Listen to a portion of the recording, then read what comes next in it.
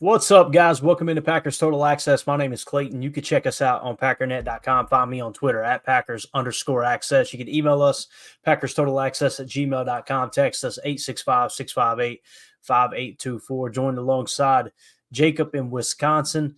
We got Emilio going to be joining us here in a second. He's got a couple of cutlets going on the grill. So you know how it is, Jacob. Always 5 minutes late, man. He's not very punctual. But he tries hard. Yeah, he does try. You're right, man. And trying's half the battle, right? That was very convincing. All right, so we're obviously going to talk some Green Bay Packers training camp today. We got all the updates from today's practice. Got some really cool headlines, storylines, whatever you want to call it. I know everybody's filing in here. Good to see everybody. Hope y'all had an awesome day. Before we jump into it, let's go ahead and give a quick shout out to our sponsors tonight. That's good folks over at Ticket King, the official ticket provider of Packer Fan Total Access. Wisconsin-based since 1992. They specialize in Packers tickets. Wisconsin's largest ticket source as well. We've got offices next to Lambeau and in Milwaukee. Just click on the link in the video description. That'll send you to theticketking.com where you can register for free as a customer and go ahead and start shopping for your Packers tickets. They make it as convenient as possible. Again, that is Ticket King, the official ticket provider of Packer Fan Total Access. We appreciate them sponsoring the show. Jacob, so obviously today the heat was a little bit of an issue. It was pretty warm up your way, man. Does that sound about right? Yeah, it was pretty brutal. And by the way, Clayton, did you know that the Native Americans used to pronounce Milwaukee Milwaukee? Milwaukee. I didn't know they were French. That's pretty cool, man. I don't know, Lloyd. The French are assholes. I'm telling you, Dumb and Dumber, man. The best. Oh man, yeah. So I didn't know that. Is that really true? Or are you just having a good time? It's a quote from Wayne's World. I don't know. I thought people might think it's funny. They probably there we go. So here we go. Too old for it because that's from Wayne's World. Love it. I'm the only one in the house here that didn't get it. So that's Clayton's good with certain movie references, but a lot of them just go way over the top of the dome. I've seen very few movies, but the ones I have seen, I've seen like 800 times. You know what I mean? I'm one of those guys. Like if I find a good movie, put it on loop. Let's watch it over and over and over. Oh, speaking of good stuff that you watch over and over, a book that you recommended. I actually finished a book in 3 days. I finished Michael Lombardi's. I don't even know what I was reading. What was it called? The Greatest. I don't even know what I was reading. It was great. I guess technically. You talking about Good Iron Genius? Yeah, it was awesome. I finished it today. Yep. Oh man, I'll give you a round of applause there, Jake.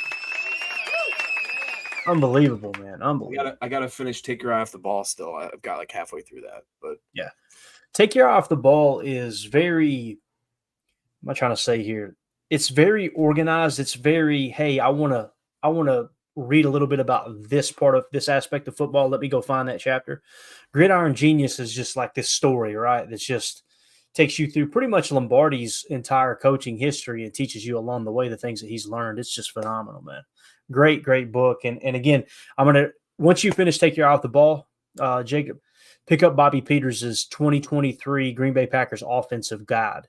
It's unbelievable, man. You'll love it. So there's Can you get that off of Amazon? I was going to ask you. Yes, sure can. Yeah. Yep. Okay. And it got here real quick too. This is what it looks like. What I love about Bobby Peters' stuff, he doesn't do anything fancy. This is it, man. You can see that. Oh yeah. Right? Straightforward. You look at it and go, yeah, that looks like a $3 book, man. It is unbelievable. It's more than $3. It's actually I don't think he's got a price. I can't even remember what I paid for it. I would have paid $100 for this book. Seriously. And it wasn't that much, I promise you. But it's just a phenomenal book, great breakdown, charting the plays, the results, does a very brief but in-depth description of each play and why it worked, why it didn't work, all that stuff. It's phenomenal. So, but with that being said, let's jump into the news today. So obviously it was a little bit warmer up there. I think they were expecting 88 degrees in Green Bay, something like that. So Paul Brittle tweeted out, this was from Matt LaFleur's presser earlier today, says it's going to be a little bit of a gut check is what LaFleur said about today's practice, which we will be longer and have additional reps in the heat. So he wanted to get those guys out there. I think they chose to go 30 minutes longer, if I remember correctly, was the plan. And one of the reasons why is because Matt LaFleur actually mentioned this in his presser. Wes Hawkowitz says, Matt LaFleur says today's practice will be 30 minutes longer than yesterday, which Matt LaFleur felt was somewhat lethargic. Quote, it's going to be a little bit of a gut check, I think. So he stretched it out a little bit longer today in one of the hottest days of camp because he felt like the practice was lethargic yesterday. Now, Jacob, we've talked about this from time to time. Some people think Matt LaFleur is soft. I think at one point we would have somewhat agreed, like, yeah, he does seem like he's too buddy, too nice. You could tell that dude, since Rodgers is now a New York Jet, he's the leader of this team, right? You could tell he's not holding anything back now. Bakhtiari's gone. Aaron Rodgers is gone. And Yeah. listen, this no way, shape, or form is this a negative comment towards those two players. It's just the reality that the old guard's gone. It's LaFleur's team now, right? I think it's huge, man. I really do. Yeah, you can definitely see that the training wheels are off, and any sort of, like you just talked about, it's not throwing any shade or any kind of hate or anything. It's just that reality of the situation that once it's, man, you remember riding the bus, and once like the fifth graders and the sixth graders or whatever, they stopped riding the bus, and all of a sudden you were like the fourth, fifth grade, and you're like, this is mine now. Yes, I run this bus. Everybody, it's going through me. And I feel like LaFleur, honestly, it sounds stupid, but he was very shy. He was a little gun shy with the media because he didn't really know, I don't think, where his voice was yet, where his ego was.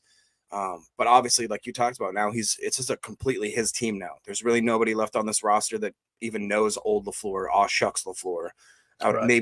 Maybe than certain players that maybe saw the very beginning of that. I was actually really surprised too today. I watched his press conference, and he is so short with the media now. I'm almost like on the other side of it, like, dude, be nicer to him. Like, they were asking him questions. I can't remember who it was. They were like, oh, it's been really hot lately. Is this kind of your preferred workout environment? How many or like, would you rather it be hotter or warmer or colder? And he's like, I don't know. We practice in the weather, whatever it's like, what do you, it's basically like, just told him like, that's a stupid question. We practice whatever weather it is, we're going to practice. And it was really refreshing. But at the same time, like, you can tell he doesn't care about the sound bites anymore. He's just trying to get through the presser because he's got other stuff to do, is what I get the read of. He's got more important things to do. Whereas before I thought he was very worried. I hope I don't say this wrong or that wrong or. No, I think that's very, very accurate. Jake Shavink in the chat says LaFleur kind of jumped on the train at the beginning. Now he's the engine. Completely agree. You can tell he's the captain now. Right? See, I got that movie reference, didn't I? See how that worked? Pretty good, man. Pretty good. All right, let's see what else we got in the chat real quick. Just want to kind of stay plugged in with you guys before we get into the camp details.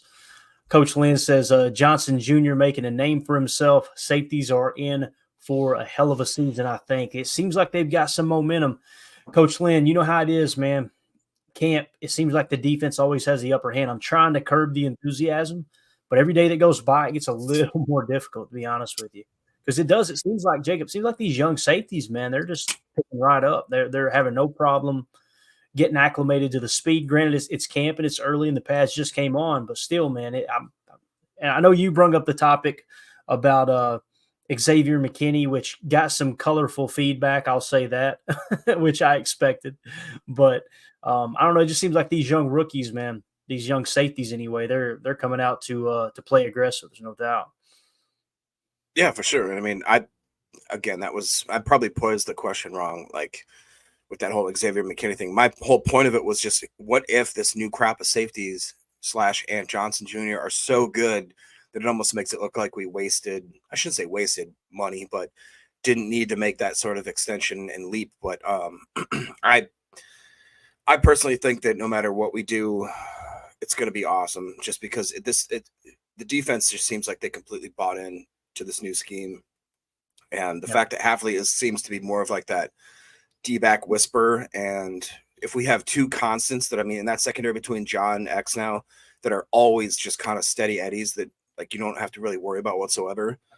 I mean, that just seems massive. And the fact too that they've realized it's not, I'd be a little more upset if we just had like 2 or 3 studs that were wasting away on the bench. But I think that already the coaching staff has realized, hey, we've got a lot of good safety talent. So maybe let's try to figure out a way. We've already saw in the red zone, they did that package where they had Bullard, McKinney, and Evan Williams on the field at the same time, which I think is really cool. I mean, shoot, I could see a situation if Oladapo comes out and he really does have all that skill set with the size of being a 6'2", 216-pound guy. You could run a package where you quote unquote have 4 safeties, but you don't necessarily play them like a typical safety. We have that hybrid. Who knows what we're going to do with sneaking around guys in the slot and that sort of stuff. So it's fun, man. It's fun to think about. Yeah, absolutely, man. All right, let's go to the chat here. Too old for this says, Love had some absolute dimes today. Every time I looked at his end of the field, he was killing it.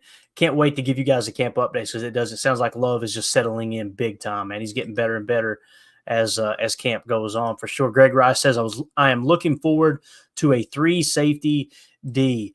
Me too. Here's the thing that comes into play too, Greg. Like defenses, and Coach Lynn can attest to this.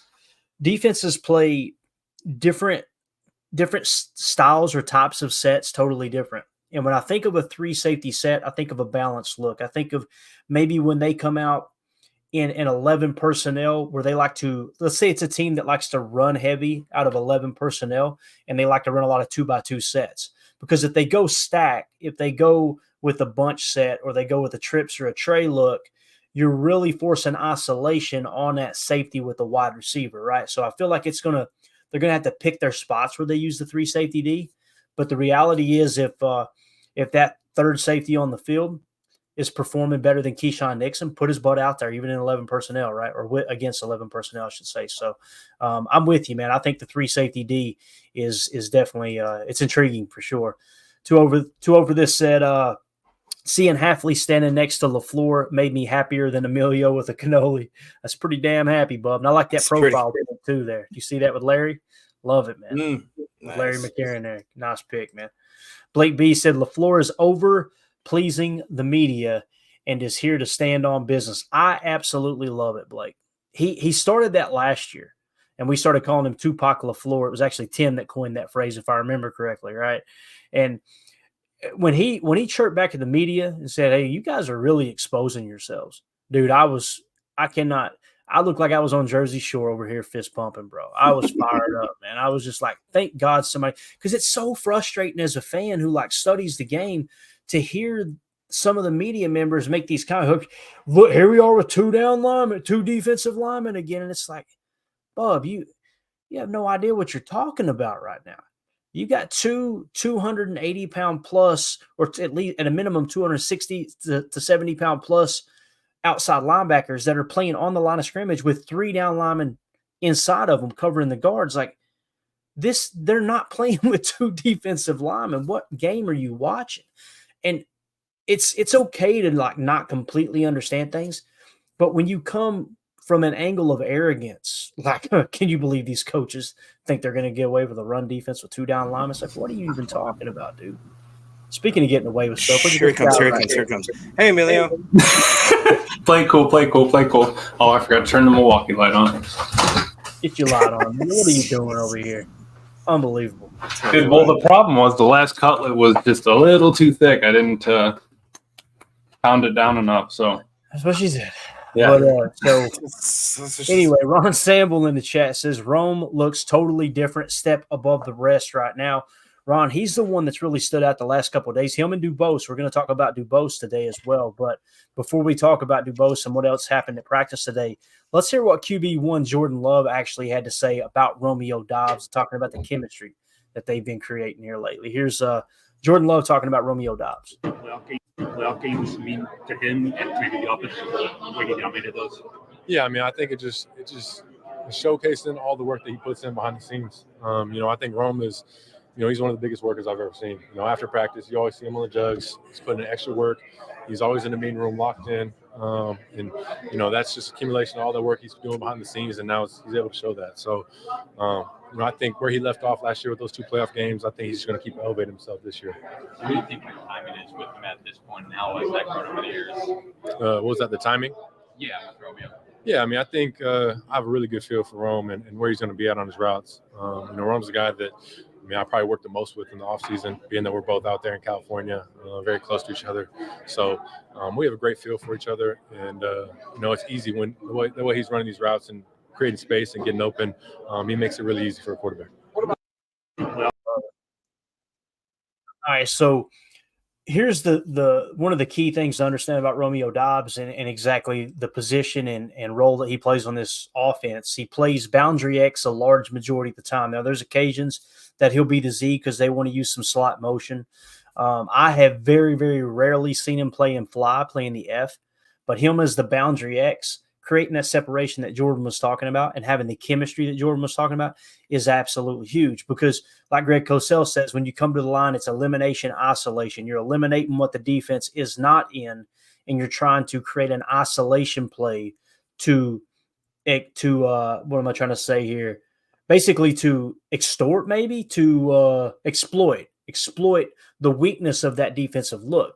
Most of the time, more times than not, that is built around the boundary X. Now, when you like to run a lot of slice or split flow or split zone, whatever you want to call it, and you start using some pre-snap motion, some cheat motion from the Z side, it does kind of take the direction of the play away from the boundary X. So it's not like you're just coming out like the old Mike McCarthy system where it's just, hey, let's line up and work our reads 1, 2, 3, 4. There's a lot of moving pieces, a lot of eye candy. But Romeo Doubs has got me excited, man. And he's one of these dudes that he's constantly showing up in camp. I'm going to show you guys this. I think this was from yesterday, I believe. I hope I've got the right play here. I think, was this yesterday? Look at Love going to drop this in here. Watch Dobby go up and get it. Telling you, man, the dude is just – I'm excited, man. I'm excited for Romeo Doubs. I'm not sure if this might be Doubs here too. No, that was Wicks. No, it's Wicks. Right. Yeah. It's a nice little run here. I didn't realize there was that many plays on this one clip. I was just going to show the Doubs one, but there you go. There's a little Jacobs out of the backfield. He might have been flexed out. Yep. But, yeah, that throw to Doubs, man. Doubs, he's always showed up to camp, and it sounds like he's giving Jair Alexander all he can handle right now, man. Right. Okay. Which is huge because, Rome puts in the work. Matt was talking about it too. You know, he's in there hitting the jugs before and after practice. So that one catch right there, yeah, he doesn't get to right. He doesn't get to reenact that catch very often, but the process of, going up, keeping your eye on the ball and everything, catch it with your hands, bring it in tight. That's huge, man. And we talked about it earlier, and I think who hit it here? J. Cole was saying it. We talked about it before. I think Romeo is going to be the one that is to get that next contract. One, because of, how he works, how hard he plays and wants to, get better, but also because J. Love has that connection with him. They're in California off season all the time. The choice routes, I'm sure, are going to be, hot and heavy this year because, they have that connection. So let's get the feeling out now, figure out, where he likes it, give me one shoulder drop or something and it's over. And I just can't wait for Rome to actually blow up this year and get the NFL talking about him. Yeah, no doubt, man. No doubt. We actually had Tim at practice earlier. Let me play this clip real quick. This was Tim just giving us his perspective on practice earlier today before he headed out of town. Really appreciate him. A lot of these shots that you've seen us playing in the background, he was able to grab for us. So here we go. Here was Tim earlier today. What's up, PTA posse? Checking in with an update. Looks hot, I leave camp for the day and head out of town until next week. Packers are looking good, looking championship caliber. The intensity level is there. Things are heating up. I'm loving the battle between Sean Clifford and Michael Pratt for QB2. Definitely keep your eyes on that.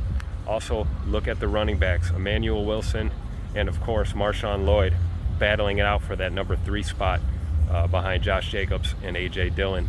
It's looking good. If you guys get a chance to come out here, check out some camp the rest of this week. We got family night coming up Saturday. Get on out here. It is hot. Bring your sunscreen. Don't forget your hat again like I did. And always remember, go Pack, go. See you guys soon. And it sounds like, I think it was Wildy talking about it earlier today, that Sean Clifford, he threw 5 interceptions or whatever it was. Mm-hmm. They said that, I think he had mentioned that he spoke to the team, psychologist, I don't know the proper term, whatever. It's like the team, mental health doctor. All of a sudden he goes out and it's like switch flip, right back on track. So it sounds like he's starting to rebound there a little bit too. But that was one of the other breaking news, I guess you could say, on the day. Marshawn Lloyd actually returned to team portion today. So, we were talking about how he was back yesterday and wasn't with the 11-on-11s. Well, today he performed with the 11-on-11. So it sounds like he's full go now. That's great news, right? Mm-hmm. Matt was talking about him. He said that, yeah, he's excited that he's back. He has missed a lot of time though, a lot of work. So Matt, he said he hasn't gotten a bunch, reps. I think, or Matt, it was either Matt or J Love talking about it. But they're excited that he's there, ready to work. But dude, I'm happy that we're past injuries, right? We're gonna have him here and there, but for a young guy like that, we need to get him on the field just like Home Depot, man. We need him out there so we can get them reps. Definitely. And this was really cool. Wes Hodkiewicz tweeted out, LaFleur said Tucker Kraft won't practice today, but it's getting close. Quote, he's asking every day to be out there, which is what you want. Jacob, how cool is that? Tucker Kraft hounding the hell out of Matt LaFleur, wanting to get on the field, dude. Yeah, I mean, if that's any indication as to the type of player we know Tucker Kraft is, it makes sense.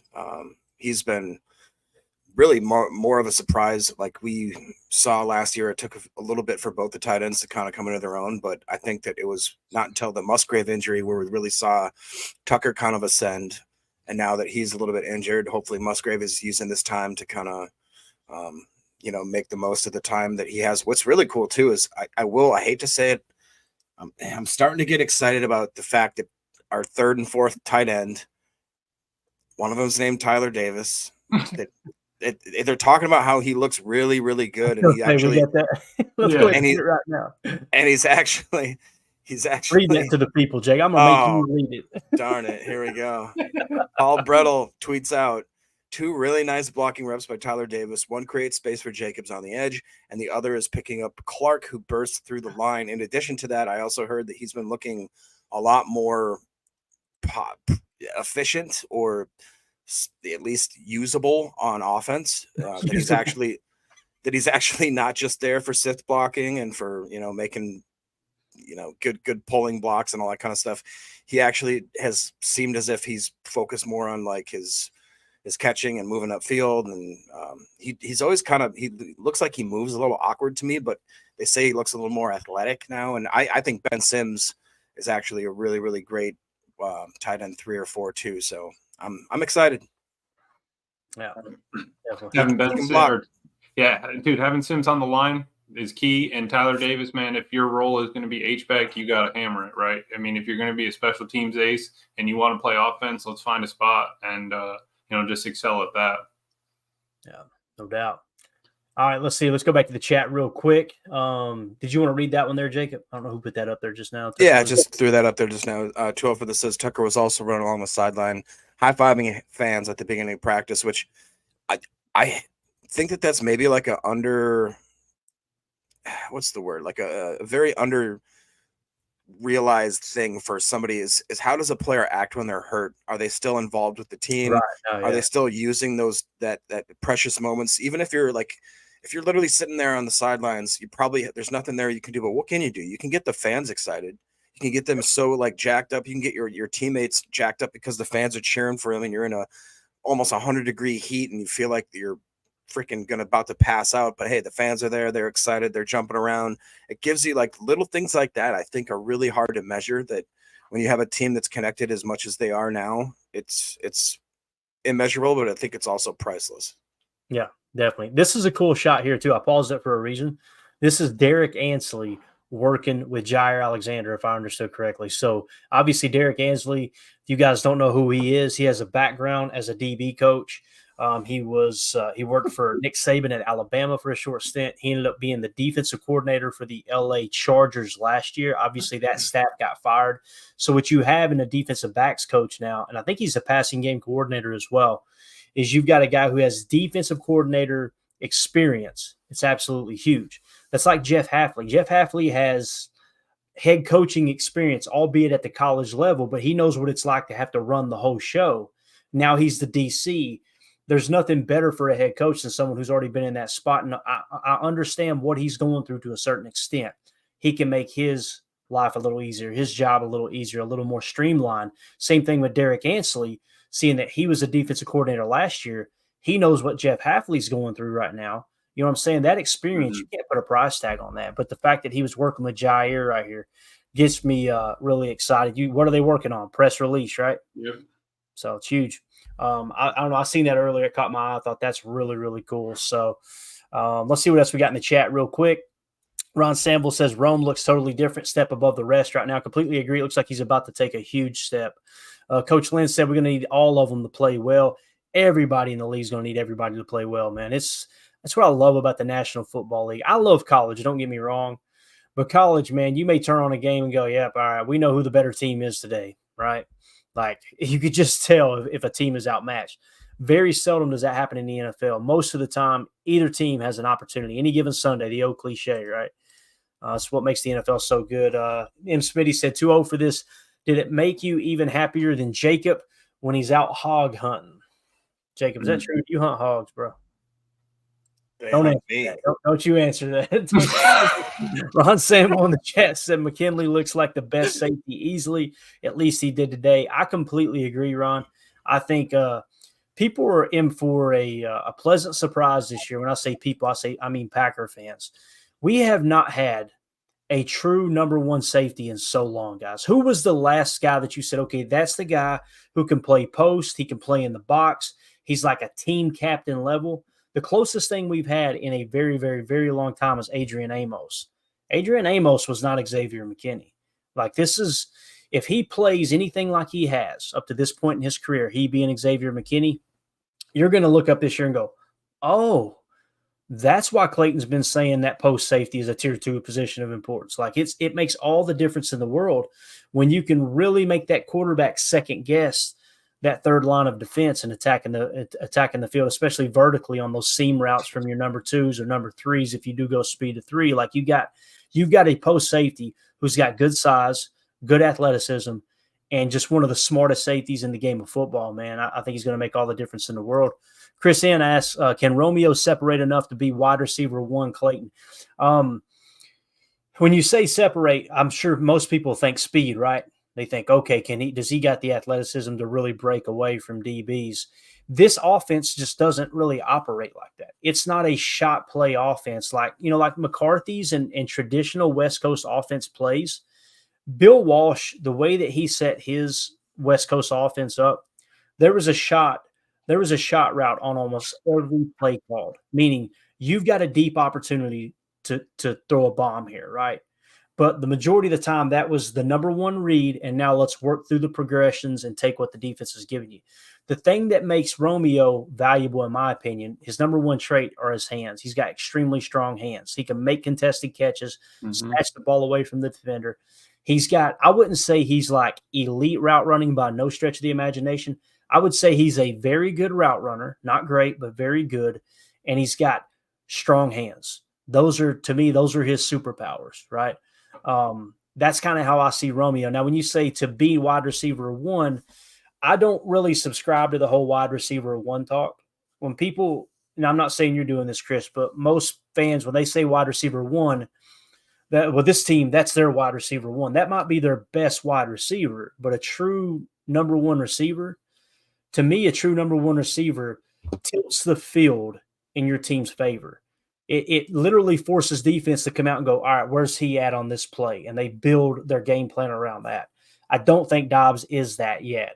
I don't think Watson is that. I don't think Reed is that. I don't think Wicks is that. I do not think we have a true number 1 receiver where it's like, okay, the defense has to build their game plan around him. There are many people that are convinced that Christian Watson has shown that he's that guy and that defenses actually play him like that. I haven't seen that on tape. It doesn't mean that, I catch every little thing that's on tape, but I do see them respecting his speed a little more than they did early on, especially after his coming out party there against Dallas a few years ago where they tried to play, press on him, and he just absolutely cooked that corner. Next thing you know, he was swimming in the dirt. But I see defenses playing a little softer, but you don't see bracket coverage, at least not often. So hopefully that answers your question about Romeo. I think Romeo is exactly what they're expecting him to be.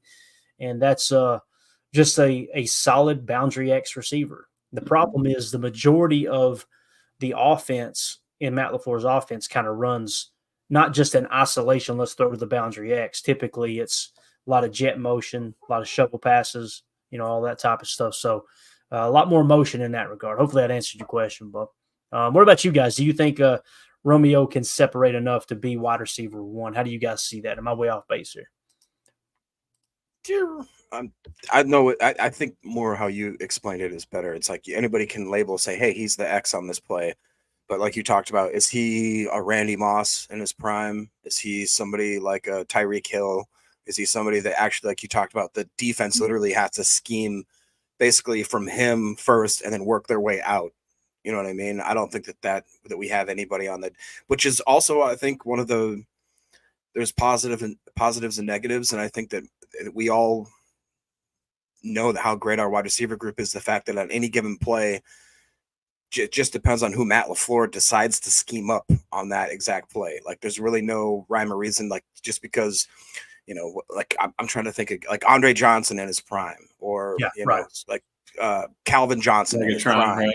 Megatron. Like, where guys were wherever they went. DeAndre Hopkins when he was that guy. It's like wherever they went, you had to start with that guy first and then work their way out. Whereas with Green Bay, you've got if those guys are A+ players, I think Green Bay has like 5 B+ players. They all go to a different spot and they're like, oh crap. Like, how are we supposed to we don't even really know where to hone in, where to start the coverage and work our way out. So I think that's a benefit, but at the same time, I would argue that if any of those receivers were to eventually evolve into one of those types of like shutdown, you have to scheme your defense around him, I would argue it probably would be Watson or Dontavian Wicks eventually. But yeah, I agree. What do you think? I think Rome's definitely had, definitely gotten better. His releases gotten a lot better. But you said he's got strong hands because he's in and out of practice before and after hitting the jugs. He does all that work. He's working in the offseason with Jordan. And I think that I think he was too old for this right there. Yeah. He said he's humble so he won't get the attention most top receivers get. But on top of that, he's not going to make a name, or he's going to make a name for himself, but by putting it on the field, right? He's not going to be in the media just because. He's going to be in the media because he had a 150-yard game and 2 touchdowns, or he's going to be in the media because he broke 1,500 yards. So like that's why, Rome is going to could be talked about as that number one. I think he's got all the attitude and the drive to be that number one receiver. He would be the one, first in, last out.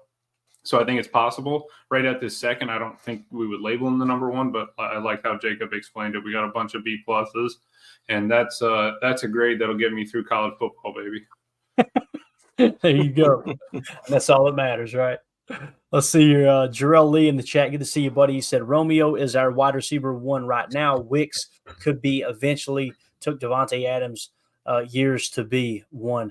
Yet I'm really intrigued by Dontavian Wicks, man. Anytime someone with that kind of talent and you've seen it just pop off every time he's on the field, especially in third down situations out of the slot, you immediately go to, how did he fall that far in the draft, right? Mm-hmm. And that worries me a bit because it's like, is there something there that drove him down the boards? I don't know, because he just seems that darn good. Hopefully that's not the case, and I'm not trying to create a rumor here. You guys know I am the biggest Dontavian Wicks stan there is. Well, you remember what it was, don't you? Well, the basketball thing, right? Yeah, he made it known that he wanted to be a basketball player first. So that kind of ended up self-sabotaging himself to the point where then once he finally came around, he's like, oh, never mind. Once the basketball thing, he kind of realized it wasn't going to work out. He kind of went back and started saying like, oh, no, I'm all about football. And people were like, whatever, Yeah, I could see how that would make a front office a little nervous. Like, is he going to, you know what I mean? Is he just going to bounce and go try to pursue a career in basketball? Let's see. M. Smitty said he was also a part of the staff at Bama when X was there, talking about Derek Ansley. So true. He actually helped recruit Xavier McKinney. Really cool story behind that. Jake Shavink said, I get what Jacob is saying about safety, but it was a massive need. Also, no guarantees in the draft in terms of all 3 panning out. If everyone does hit, safety's set for 8 years. Ended up really, really, really cheap cap hit for the next 4 years at a minimum. So absolutely huge there for sure. Let's see. Venom Slash in the chat said, OMG, we're going to get white helmets. It's going to look so clean. I'm excited about this. You guys know I'm a traditionalist, but those triple white jerseys, if that is true, and I'm assuming it is, everybody seems to be talking about it. If they go white pants, white jersey, white helmet, oh boy. Well, the picture that they posted is like, you see the white jersey, white pants. You got to like zoom way in and you see just like the ear, like the bottom of the ear of the helmet. That it is white. So Nice. We'll see, man. Is that the one for the Philly game? Am I thinking right or no? I think, and it's white face mask too from the picture. Oh my God! So it's white helmet, white face mask, and then I'm sure that G is just going to absolutely pop. Yep, absolutely, man. It's exciting stuff. Let's see. So Turtle says Doubs dropped nearly 200 on the Cowboy. He's wide receiver. We said I ain't hearing it. He dropped 200 hundo on the Cowboys. And that's it. That's why it's hard to say. Like, yeah, he's done everything right to be wide receiver number one, but in the biggest games too. Right. Do we need to put the title on him? I don't. Yeah. Same like during the regular season too. How many times did we see Love needed a play and he went to Doubs, right? Yeah. And Doubs, like the back shoulder throw against the Saints, right? That big come from behind win. Probably my favorite game outside of the Cowboys playoff win. My favorite game of the season was the Saints game. That was even though it was in the down part of the season and Love still continued to make mistakes through the first half of the season. That game was like, oh, we might have something here. That felt. We can make it. We can make a 17-point comeback in the fourth quarter. All right, we got something here. Yep, absolutely, man. But I'm telling you, if Romes has a year this year, they're gonna his contract. They're gonna start working it. Right, we already have to have that plan in place. If he has half of a year, if he breaks 1,000 and we're cooking, he's got to get paid. I think. All right, we got to go rapid fire here. If you guys would hit that like button for us real quick, feel free to sub to the channel. We really appreciate y'all hanging out with us. We're going to be doing content on a daily basis throughout the entire training camp, preseason, regular season, postseason. There will be a postseason. I'm calling it. We do post-game shows, pre-game shows. We do film breakdown, everything on this channel. We appreciate y'all swinging through. Like I said, just hit that like button for us. Feel free to sub if you like this kind of content. So, one last thing before we dive into everything, Matt LaFleur actually talked about Devonte Wyatt a little bit earlier. I wanted to play this soundbite because it sounds like he's pretty excited about Devonte Wyatt this year. He was specifically asked about him at the presser before practice today. He wants to take a quote-unquote monster leap this year. Is that something you think you see good signs that it's something that he can do? Yeah, I absolutely do. I think he's done a great job. I think it shows just I think he's come in probably the best shape he's ever been in. His effort running, in between the plays, in between the whistle has been as good as anybody. So I do expect him to take a leap this year. I think what we're doing with him is beneficial to his skill set, and I'm excited for him. So a couple of things I heard there. Remember we said it looked like he came in a little slimmer. Sounds like Matt's talking about that right there. And then also when he said what we're doing differently fits him a little better, talking about that one gap, right? You're going to be one gap and there'll probably be, other than goal line situations, zero two-gap defenses. If they go to a true 4-3 and they don't revert back at all to any kind of 34 front in specific situations. I'm not taking that completely off the table, but what it essentially means is you're probably going to be in nickel 75 to 80% of the time. That was one gap last year anyway. So that means you were in base probably 25% of the time. That means those extra 25% of the snaps on defense are now going to be one gap as opposed to two. That's why we were talking about with Kenny Clark. I kind of expect him to jump up. We had our predictions. I said 9.5 sacks, 45 pressures, 77 PFF grade. Jacob said 10+ sacks, 40 pressures, 75 PFF grade. Tim said 10.5 sacks, 45 pressures, 80 PFF grade. And Emilio said 8.5 sacks, 55 pressures, 78 PFF grade. So Emilio obviously saying we're going to get way more pressures, but maybe just one or two more sacks than we had last year. So I think it's going to be huge for everybody across the board, whether it be Kenny, Devonte Wyatt, Carl Brooks, all of them, to fit this one gap. It's exciting, man. I can't wait, man. The problem is everybody on the defense I want to see, everybody on the offense I want to see. We just need a game. So family night will be a nice little teaser. It will, yeah. And the plan as of right now, we will be live for family night. Obviously, we can't broadcast it, but we'll be giving you guys real-time updates on what's going on at family night and just talking Packers during it. So if you're at a distance and you can't get it on TV, to the best of my knowledge, NFL Network's not broadcasting it. They haven't done that in forever. But who knows? Maybe the Packers surprise us and everybody gets it. So if you don't have access to it and you're like, man, I'd like to keep up with it, and you just want to hop in here, crack open a daddy soda and just talk ball with us, we'll be live for that. It's going to be a lot of fun. So and just to flash that up real quick, again, that is Saturday the 3rd. That's going to be coming up this Saturday is going to be family night. Obviously, tomorrow night we got our very first preseason game. The Bears, and who are the Bears playing for the Hall of Fame? Texans. Bears, Texans. Now, don't expect a lot of starters to play, but still it's football, man. We've been starved for it. So one other thing LaFleur said, this is kind of what he was talking about with Devonte Wyatt. Paul Brittle tweeted out his effort running between the whistles has been as good as anybody, said LaFleur about Devonte Wyatt. Then he went on to tweet, Paul Brittle said, quote, you talk about a pro, he does everything the right way, LaFleur said about Eric Wilson. He continues to get better and better as a linebacker. Eric Wilson is probably one of, if not the most popular players on this podcast. Am I right, guys? Like, I love that dude. It's pretty cool to hear Matt LaFleur talk about he's getting better as a linebacker. I wouldn't be surprised if he cracks into the lineup occasionally. And to me, he looked solid last year when he did play the limited amount of snaps he did on defense. So, all right. Training camp practice injury report going in. This is Pete Doherty. Hope I'm saying that right. New outs today was Carrington Valentine has a hamstring, and offensive lineman Donovan Jennings had a knee injury. So they are out, added new to the list there. Still out was defensive line Deslin Alexander, defensive line Keyshawn Banks, and, of course, tight end Tucker Kraft. So nothing crazy horrible there. It does kind of anytime you hear hamstring in training camp, it really does perk my ears up a little bit like, oh, crap, here we go. But hopefully Carrington Valentine can fight through that. Keep in mind, if I remember correctly, Carrington Valentine put a little weight on. That was by design. And when you start adding weight to a frame, boys, guess what takes the most strain, Emilio? It's those hammies, dude. I mean, 17 pounds is not it's not like he just went and ate Culver's for 3 weeks straight. Like, the dude put on probably 15 pounds of muscle, maybe like a half a pound of fat. And then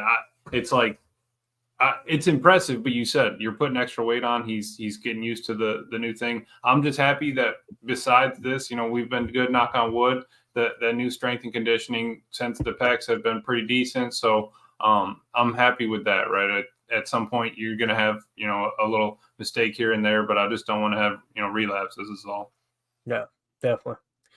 All right, so there is your injury report going into practice. Let's go to the one-on-ones. These are always fun to keep up with. Paul Brittle tweeted out some one-on-one matchups. Doubs versus Alexander. Doubs made the catch. It sounds like, and you guys correct me if you disagree, it sounds like Romeo Doubs, when matched up on Jair Alexander this camp, has dominated Alexander.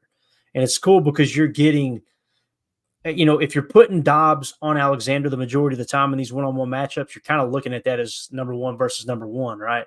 Your top wide receiver versus your top corner. So the fact that Doubs has been mossing him a little bit and taking control, that's really, really important to me. Now, Xavier McKinney versus Luke Musgrave, the ball fell incomplete, so McKinney won that rep over Musgrave. Torrey versus King. So this is Kalen King, the rookie, taking on Samori Torrey, obviously fighting for one of those final wide receiver spots on the roster. Incomplete there. Kalen King won that rep. So everything you're hearing about Kalen King out of camp too, boys, look pretty solid. Jaden Reed versus Keyshawn Nixon. Jaden Reed made the catch. Let's see, Christian Watson versus Eric Stokes. Watson made the catch. And then Rochelle versus Wicks. Wicks won that one. So it looks like the wide receivers, for the most part, dominated. McKinney got the better of the best of Musgrave, I should say. And, other than Kalen King, of course, beating Torrey. Kalen King might be the real deal, boys. I think he's going to give Keyshawn Nixon a little bit of stress in camp with that slot position, man. That's one guy I'm excited about watching in preseason for sure. Yeah, the only problem is how are we going to get him on the team? That's what I'm more worried about. Kalen King's making this roster, bro. Yeah, but there's no doubt in my mind. Yeah. Keyshawn was talking about him today. He's like, I think he called him Little KK. But, Little KK. Little KK. But he's like, he just needs to build his confidence, right? He's young. But he was telling him, you get through that chip on your shoulder. I guess I didn't realize Keyshawn's always been on an active roster, never on a practice squad, all that. So said, you're already on the roster now. Just keep grinding, keep working, and put your head down, and it'll come to you. And Keyshawn was also talking about he's got 10 goals each year. He hit all 10 last year. He's got 10 new this year that he's ready to go for. So that's kind of how you got to approach it, right? You're waking up every day to get better by yourself, to help the team get better as a whole. So I like it. And yeah, Kalen King in preseason, let's go. Yeah, definitely. So Jacob, you think there's a legit shot Kalen King to make the roster, or do you kind of feel like I don't know, he's pretty much a shoe in? No, I mean, I hope he does, and I want him to. I'm just saying that means that another position group is going to have to make a really hard decision. Plus, I don't think that means I don't think Ballentine makes the team if Kalen King does. That's probably right, man. KK, I love it. KK, we're saying it all year. Did you hear what Matt was saying about the roster though? What he said? He said that the nowadays normally he said it. I look at it as a 69 but 70 with Kenneth Odumegwu. Said I look at it as a 70-man roster. That I was like, hey, that might make it a little easier if we go with the 70 number. Right. let's start making our roster 70, but because obviously not everyone dresses on the 53 anyway for games. So it's kind of all going to be that rotation. They're going to have to mess with those 3 ups and downs. But it's cool to look at it like that. So I'm fine if we want to do a 70-man moving forward and just keep Kenneth on all the time. So 69, I'll cool with that. Yay. Paul Brittle tweeted out, free play for the offense. Clifford goes deep to DuBose, who goes up and catches it between 2 defenders. Good throw, very good catch. So DuBose flashing earlier today, man. We talked about that. That wide receiver room is going to be tough. I feel like DuBose is on the outside looking in, but damn if he ain't putting together a heck of a camp, man. It's unbelievable. Wes Hodkowitz put out a series of tweets here. Some of this may be read twice, but I definitely want to put the final drive together in order if at all possible. But here's what Wes Hodkowitz said. We got to start at the bottom and work our way up. That's how it went in chronological order. It says Wicks runs a nice slant versus Alexander and catches the ball for 10. I think he meant for 10 or maybe from 10. Wes Hodkowitz says Grant DuBose catching everything this camp. Defense jumps and Clifford throws a deep, tight ball to connect for 42 yards was how long that was. 86, high pointed it versus Williams and Anderson deep. Wes Hodkowitz went on to tweet, Josh Jacobs pops a nice run through B gap following Morgan and Tyler Davis seal. So obviously Jordan Morgan, man, nothing but positive things all camp. Then Wes Hodkowitz says Marshawn Lloyd getting a first team snap. Love throws a quick slant to Wicks on the play. So you're seeing Marshawn Lloyd get some looks in there with the first team in that regard. Also, the pass rush today, Wes Hodkowitz said Rashawn Gary with a dominant rep against Telford, who came back with good reps versus Cox Jr. Jacob, don't want to hear that, do we, Buck? Jordan Morgan was competitive against Wyatt. Ryan had good rep versus Bull Rush from Brooks. So Sean Ryan showing up a little bit there, and it says Enagbare had a nice speed rush versus Tenuta and celebrated with the defensive line. So Jordan Morgan, again, man, looking pretty solid. And it looked like Telford's out there fighting for his roster spot too, man. I'm eager to see who's going to be that backup tackle. Kingsley Enagbare update here. Wes Hodkowitz says Kingsley Enagbare had a flashy win in one-on-ones, but also a few nice pressures too in team, and he bats a pass at the line of scrimmage to end the drill. So Kingsley Enagbare and the whole pass rush showing up big time. Anything you guys want to add to that? Any of those updates we just covered? Spark any thoughts for you? I think all that Kadeem Telford, I think he was holding Cox. That's what I think. But besides that, absolutely unbelievable. Yeah, I'm sure. Anyway, you're an amazing person. You know that, don't you? Unbelievable. Go ahead, Emilio. Add some maturity to this program. No, Enagbare, man. I think we could have a little breakout there. We've talked about it before. The hockey lines. I think we need to have them rotating. Even it was 3 guys with 3 things. Larry was talking about Rasheed Walker going up against Preston Smith and just stonewall them, right? Good base, good hands, good feet, everything. And that's awesome to see. We got a 7th rounder holding on the left tackle, and he's not looking back. So if everyone is going to push each other, that's awesome. If we're going to make everybody better because we got Rashawn, Preston, LVN, and Kingsley just as a rotation, send it, right? Definitely. So here was the final drive of practice, and then we'll try to get a Paul Brittle kind of his take on it too. I like to look at things 2 and 3 times from different reporters because people see it a little bit different. I think it's important. But here we go, starting at the bottom, working our way up. Started at the bottom, now we're here, Jacob. Ain't that one of your heroes saying? Is that right? All the way. Totally. Now the whole team has arrived. Is that what it says? Is that right? Sure. Anyway, Wes, that was the Caucasian version of that song. We began towards the lower half. Now the whole team has arrived. Wes Hogwitz says Dubose came back from a drop in previous period to catch a solid out for 17. Beautiful corner route by Torre for 25 to 30 yards. Clifford finds him. Finally, in pads, you can really see how smooth Josh Jacobs runs. So you're seeing that smoothness with the V from Josh Jacobs. Wes Hawkwood says Doubs finds the sticks, sits, and gains 9 on 3rd and 8. Good stuff there. Wes Hawkowitz went on to tweet, Love tries a ball across the middle in, what is MTB? Help me out here, guys. Mid. I don't know. Mm-hmm. All right. I'll have to think on that one. Love, Smitty, help me out. Love tries a ball across the middle in Emden, and McKinney hops in front on a pass intended for Bo Melton for the interception. So there is Xavier McKinney with another interception to camp on Bo Melton there. Wes Hawkowitz says Watson and Love connect on a deep ball in 2 spot. Watson gets a step on Nixon, and Love lofted it right over. So continuing here, Wes Hawkowitz says Carl Brooks opens up number 2 minute with a sack. Then it says Kobe Wooden zone drops and breaks up a pass across the middle on 3-13. 3-13. Some of these are hard to read, man. Did it happen on March 13th? Is that what happened there? Or what are we talking 3rd about? and 13. I will say this. That's probably going to upset people. Kobe Wooden dropping into coverage. Just saying, boys, it's going to continue to happen, okay? It wasn't just surprise. It wasn't just Joe Barry that likes to run fire zone blitzes. I know everybody shot it. I saw it in the Jets game. Yeah, we tried to warn them, didn't we? So let's see. Love clears the pocket and allows Reed to come open for 21 on a 3rd and 2, man. They're just continuing to do that. That's that third window we talk about, right, Emilio, right, Jacob? When Love buying time and hitting that third window. Absolutely huge. Here we are again.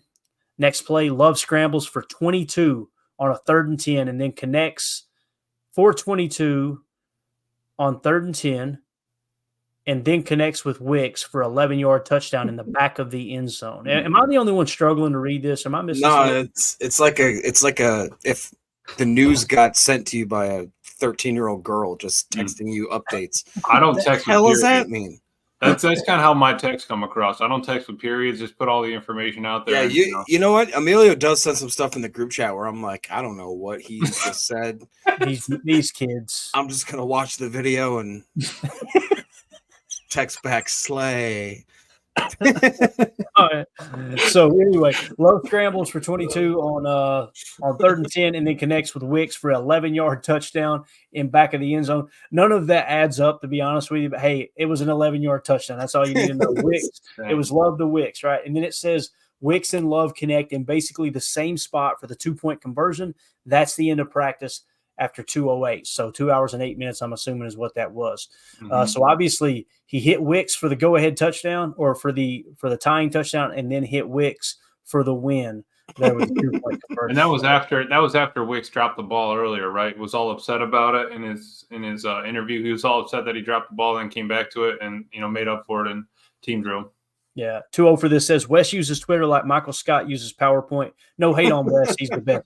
I love Wes Hawkins. Yes. He has become my favorite outside of Paul Brettel, my favorite insider, whatever you want to call it, Packers beat reporter to follow. He is the nicest guy. He never talks down to anyone. If you guys haven't watched his most recent video where he was talking about the Jordan Love contract and him experiencing the whole process of them drafting Jordan, bro, he gets emotional. And I cannot tell you how much I appreciate that about Wes Hawkins. You could tell he's a true fan, unlike other people that just want to gloat about not being fans. Yeah. He cares that there's a person behind the jersey and the numbers and the contract and everything. Taught the family, everything. He just did a phenomenal job. So, again, keep in mind, too, Wes Hawkins, no hate, because he's on the sideline trying to get this out as quick as possible, too. Yeah. It's untelling what mine would look like. I would have possums and raccoons and everything, little emojis. It would look like hieroglyphs if I tweeted it out. But all right, so here was Paul Brittle's version of that 2-minute drill. Okay, so 2-minute drill, 140 left at their own 35, down 28-21, no timeouts. Love goes 5 for 6. Big plays came on a 17-yard pass to Reed, we just talked about. Love escapes the pocket and directed traffic, finds Wicks in the end zone between the safeties on 1st and goal. No kicking today, so go for 2. Really impressive throw by Love with pressure in his face and throws dart to Wicks. That was the 2-point conversion. So, after reading that, it seems like that when he found Wicks, then right after, hurry up, get to the line, then we find him in the back of the end zone. Love that. Stay on top of it. And everyone knew where they were heading, knew the routes, all that. Yeah, so, I mean, that really what I'm taking away there, and I know it's the last thing we talked about, but Love to Wicks, man, that's starting to heat up a little bit, isn't it, fellas? Yeah, It is. It's going to be a lethal weapon. Also a great movie series. It is a great movie series, you're right. Yeah.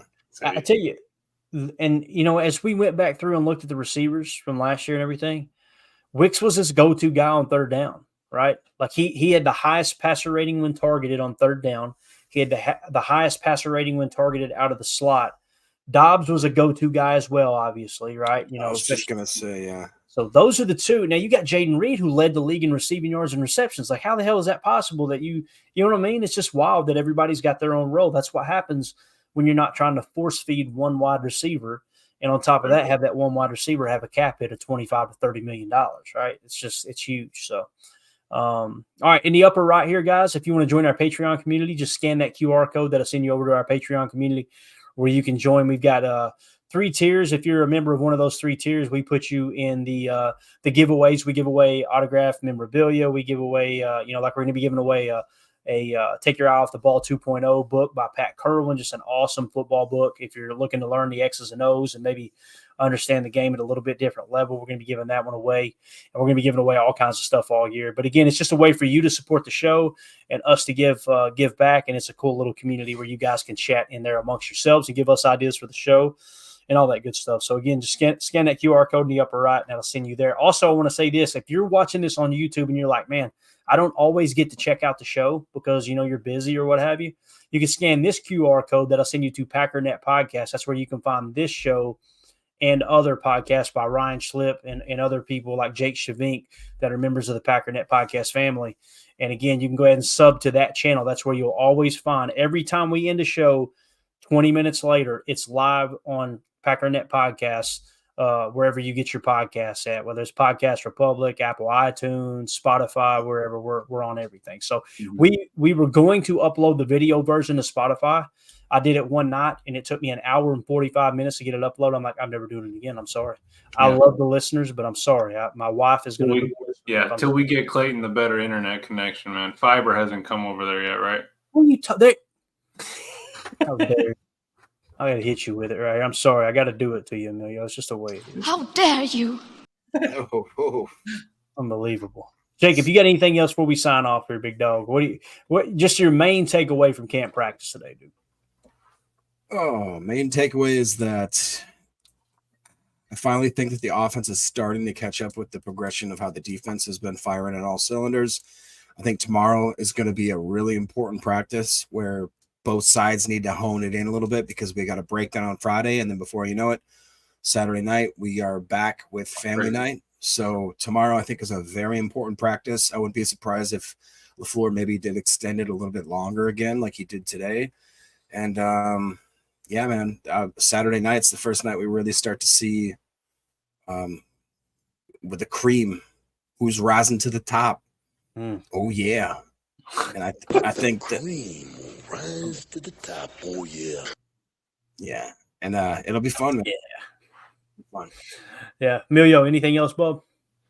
Nothing. The only other thing was DJ and Buck on their Move the Sticks was new places, new faces, and they picked Josh Jacobs for the Packers. So I thought that was kind of cool. We forget that, we still brought in the number one running back, someone that can handle it and be a bell cow. I think Michael Lombardi was also talking about him too, that he's not as much of a, scat back as Aaron Jones, and that, Matt's probably going to absolutely run him. So Excited for the offense and defense, man.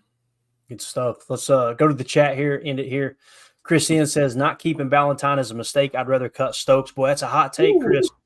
Listen, if it was just strictly based off of what has happened on the field the last 2 seasons, forget the injuries, when he's actually on the field the last 2 seasons, people don't want to hear this, Chris, but Ballantyne has outperformed Stokes on the field. There's no 2 ways about it. Now, Ballantyne doesn't have his speed. He doesn't have his agility. None of that matters if you can't track the ball. But and he's almost 30. Yeah, he's almost 30 too. It's a good point. Yeah, you're right, Jacob. The hell with that. Ballantyne. That's a good point. No, it is a good point. It is, but you can't deny that Ballantyne has outperformed him. No, that's true. That's true. It's tough, man. Jarrell Lee says Kalen King reminds me of Casey Hayward. Oh, that's a good comp. That is a really good comp, man.